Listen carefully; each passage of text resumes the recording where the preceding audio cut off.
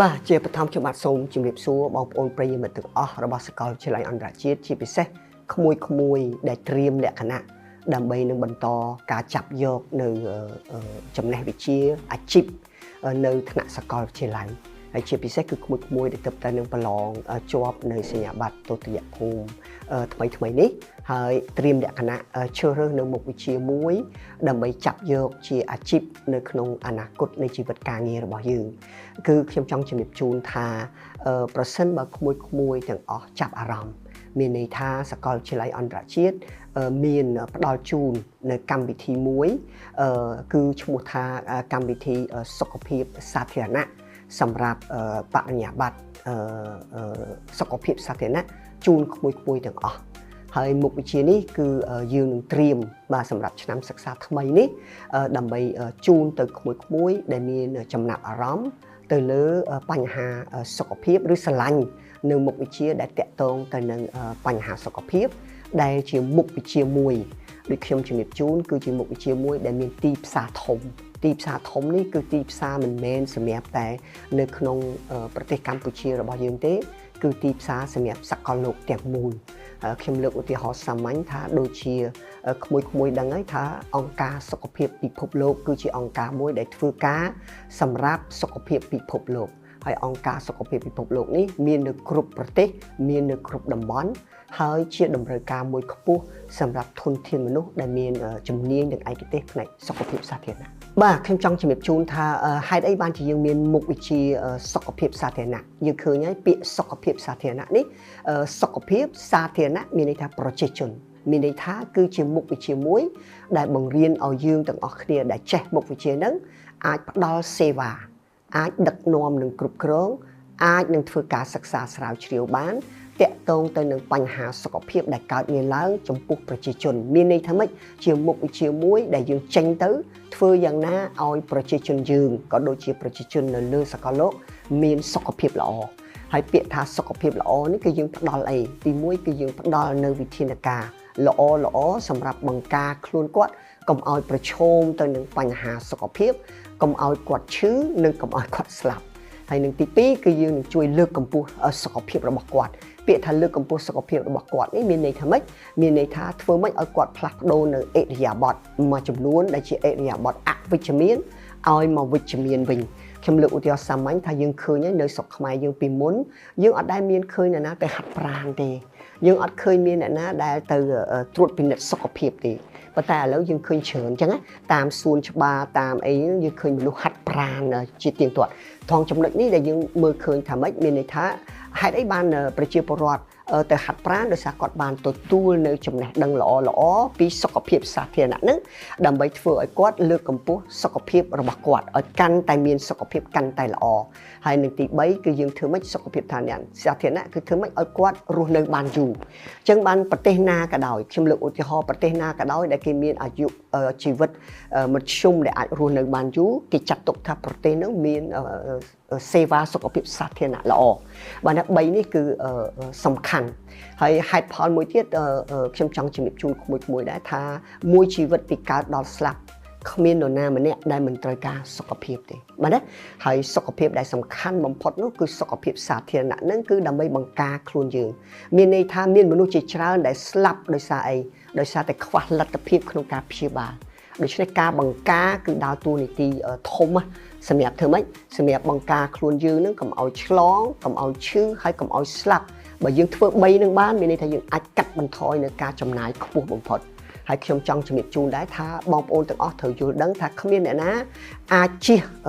សុខភាពនឹងបានទេហើយមួយជីវិតរបស់មនុស្សចំណាយធំបំផុតគឺចំណាយលើសុខភាពនឹងហើយបាទដូច្នេះហើយបានមុខវិជ្ជានេះជាមុខវិជ្ជាមួយដែលជាតម្រូវការខ្ពស់បំផុតហើយជាអត្ថិភាពខ្ពស់បំផុតរបស់មនុស្សនៅទូទាំងសកលលោកអញ្ចឹងបានគេថាសុខភាពគឺជាមូលដ្ឋានគ្រឹះនៃជីវិតបាត់សុខភាពមានន័យថាបាត់គ្រឹះនៃជីវិតបាទចំពោះក្មួយដែលជាសិស្សដែលទំប្រឡងចប់នៅសញ្ញាបត្រមធ្យមសិក្សាទុតិយភូមិនេះគឺក្មួយអាចដាក់ពាក្យចូលមកបានមានន័យថាលក្ខខណ្ឌគឺក្មួយមានលក្ខខណ្ឌគ្រប់គ្រាន់នៅពេលដែលក្មួយមានសញ្ញាបត្រនេះគឺក្មួយអាចដាក់ពាក្យចូលមកសាកលវិទ្យាល័យអន្តរជាតិបាន đầm bay nâng bà lóng châu nông cá chưa rớt đầm bay châu riêng được nông mục chia nắng đôi lay chùm pu nè đại bàn miền bạn nhà bát hơi bạn nhà bát ấy cái đói hay chia pi xét cứ bạn nhà bát thằng này pet bao nhiêu nắng thằng này cho sọc phiệp nắng ai có ai đặt việc đa bàn đá đầm bay bần to tới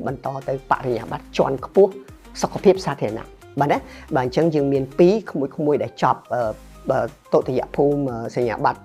mặt chung sắc sảo tội tự giác phùm không mùi ai đặt bán đầm bay bần to cả sắc sảo vô bạn nhà bát chụp bún nè để miền bạn nhà bát sọc phiệp xa thế nào hỡi rứa có bạn nhà bát sọc phiệp đó tới tiết bẹt pon được sọc phiệp đó tới tiết ai đặt việc bàn đấy đầm bay bần to cả sắc sảo tới bạn nhà bát tròn cua này sọc phiệp xa thế nào hay cái này trong chương trình mùi đấy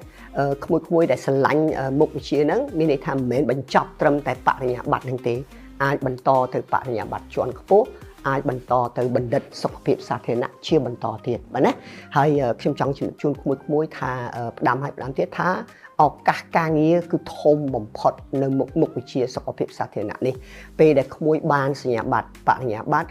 bạn chọn phố lặng lá cứ mùi ai miền tịp xa phố mình để tham mệnh groupกระทรวงต่างออกในขนมประเทศกัมพูชีคือตรการสัญญาบัตรนั้นให้ไอ้คำเลือกอุทิหรณ์ในกระทรวงอบรมยังมีไอ้ยังมีอะไรเนี่ยการสุขภาพศึกษาในปริธานยังมีสุขภาพปริธานในการเงียยังมีสุขภาพการเงียในกระทรวงกิจการนิรียังมีไอ้ยังมีสุขภาพสตรีในกระทรวงอภิวัตชนบทยังมีสุขภาพอภิวัตชนบทจึงเขามีกระทรวงนามวยได้มันตรการสุขภาพสาธารณะทีโดยไล่บ่ยังมือในขนมดำบอลวิ่งขโมยมือในขนมดำบอลวิ่งมีประเทศจิตราได้ตรการทุนเทียนมนุษย์ในสุขภาพสาธารณะนี้ดำไปเติมบำราการในขนมประเทศกี่ได้บัดนั้นจึงขโมยอาจมีตีสาทมบำราการในขนมสล็อกบำราการในกลางสล็อกบำราการในตามสถาบันเชียดหนึ่งอันตรเชียดองค์การเหมือนเมรัฐพิบาลองค์การสหประชาชาติหลักหนึ่งละสุดแต่เตรียมหนึ่งตรการทุนเทียนมนุษย์ภายในสุขภาพสาธารณะนี้โดยเฉพาะจงจุดจูนท่าขโมยเรียนมุกวิจัยนี้คือดูจีเรียนดำไปบางออกกะเอายืงมีนตีสาทมหนึ่งบางออกกะเอายืงสกอลปิดพบโลกกันแต่ฉบับบางได้เมื่อเคยในสถานภาพมวยสำหรับเศรษฐกิจระบายยืงกลายปีโควิด-19 นี้คือสกอลวิทยาลัยอันตรชีตสำหรับการนำศึกษาทำไมนี้สำหรับคณะปริญญาบัตรสุขภาพสาธารณะนี้คือยังมีอาชีพบ้านตรมแต่ใส่สับกันหลายทีมันน่าใส่สับกันหลายทีสำหรับปริญญาบัตรสุขภาพสาธารณะนี้ให้จีการเลือกตึกเช็ดคือสกอลวิทยาลัยอันตรชีตบ้านจูนเชียหารุปกร50%สำหรับเนี่ยได้บานดักปีตะบงเก๋ปุ่มใบเนี่ยอันนั้นดอนจูนแต่ปุ่มใบเนี่ยเต้หนึ่งตัวบานหารูปกร50%ให้โดยไล่กระแลงได้ยืงบ่มรงตกคือยืงเมียนแต่ใส่สับกระแลงตีโดยใช้ขโมยได้จับร้อมสมรัวรวนดำใบหนึ่งหมอกดักปีเอาบานตอนเปเวเลียดำใบเอาตีมุ้ยขโมยอาจสำหรับบานหนึ่งบ่มนองระบบครูนได้จังบ้านให้หนึ่งตีปีสำหรับการงีสู้ขนมการเตรียมเนี่ยคณะดำใบหนึ่งធ្វើការប្រកួតប្រជែងចូលទៅក្នុងកម្មវិធីសុខភាពសាធារណៈនេះហើយខ្ញុំមានសង្ឃឹមនឹងជឿជាក់ហើយនឹងអាចប្រាប់ក្មួយវិញថាដូចគ្រូខ្ញុំផ្ទាល់នេះដំបូងខ្ញុំជាវិជ្ជបណ្ឌិតទេធ្វើការនៅតាមមន្ទីរពេទ្យទេប៉ុន្តែឥឡូវខ្ញុំក្លាយទៅជាសាស្ត្រាចារ្យដែលបណ្ដុះបណ្ដាលផ្នែកសុខភាពសាធារណៈហើយអ្វីដែលខ្ញុំចង់ជម្រាបជូនក្មួយថាអ្វីដែលខ្ញុំពេញចិត្តហើយនឹងសប្បាយចិត្តមានន័យថាខ្ញុំបានទទួលនៅចំណេះដឹងមួយដែលមានលក្ខណៈទូលំទូលាយអាចជួយមនុស្សបានច្រើនសម្រាប់ឲ្យគាត់ជៀសវាងបាននឹងបញ្ហាសុខភាពឈឺហើយនឹងមរណភាពដោយសារបញ្ហាសុខភាពហើយដូច្នេះខ្ញុំសូមជាចុងក្រោយគឺសូមអរគុណហើយនឹងលើកទឹកចិត្តឲ្យក្មួយរស់រានដើម្បីមកទទួលនៅមុខវិជ្ជាមួយដ៏ល្អដែលមានគុណប្រយោជន៍ហើយនឹងដែលមានទីផ្សារខ្ពស់សូមអរគុណ